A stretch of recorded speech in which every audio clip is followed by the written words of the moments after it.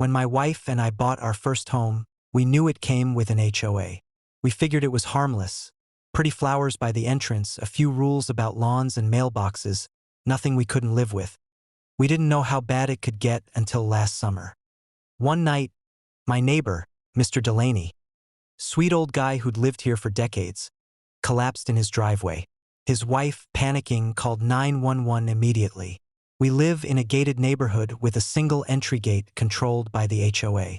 Residents have little clickers. Visitors have to punch in a code that rings the HOA's security phone for access after 9 p.m. I ran over when I heard Mrs. Delaney screaming for help. By the time the ambulance arrived, the paramedics were stuck outside the gate. I sprinted to the entrance to let them in, but my clicker only opens the resident lane, which is separated by a median. The emergency lane has a reinforced barrier that only security can lift.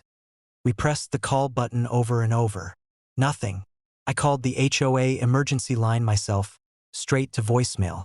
Mrs. Delaney tried too. Nothing. 10 minutes passed while the paramedics were forced to park outside the gate and climb over with their gear. They did CPR right there in the driveway, but by the time they got Mr. Delaney into the ambulance, it was too late. He died on the way to the hospital. It didn't take long for the whole neighborhood to find out what happened. People were furious, understandably so. The HOA president, Cheryl, tried to spin it at first. She claimed they had strict security protocols, and residents are responsible for ensuring access for their guests at all times. Guests. They called paramedics guests. Turns out this wasn't the first time someone got stuck outside the gate. Delivery drivers, repair guys, even an Amazon van once sat there for an hour because the HOA refused to answer late at night.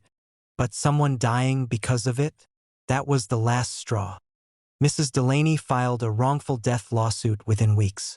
Several other homeowners joined her with separate suits: negligence, wrongful death, breach of contract.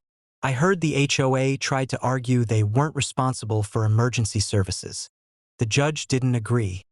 By the time depositions rolled around, it came out that the 24-hour security they bragged about was just Cheryl forwarding the gate phone to her personal cell and then setting it to do not disturb at night. It got even uglier when the local news picked up the story. Suddenly, no one was buying this security excuse. Home values dropped. Families started putting for sale signs up like dominoes. Last I heard, the HOA's insurance company refused to cover the lawsuits because ignoring an emergency gate protocol broke their own bylaws. Cheryl resigned. The HOA fees skyrocketed because they had to cover the settlement and legal costs. Mrs. Delaney moved to live with her daughter across the state. Some neighbors still bring flowers to Mr. Delaney's old driveway. Me? I had a new emergency gate installed for my side fence, just for peace of mind. I'll never trust a code or clicker again when seconds can mean everything.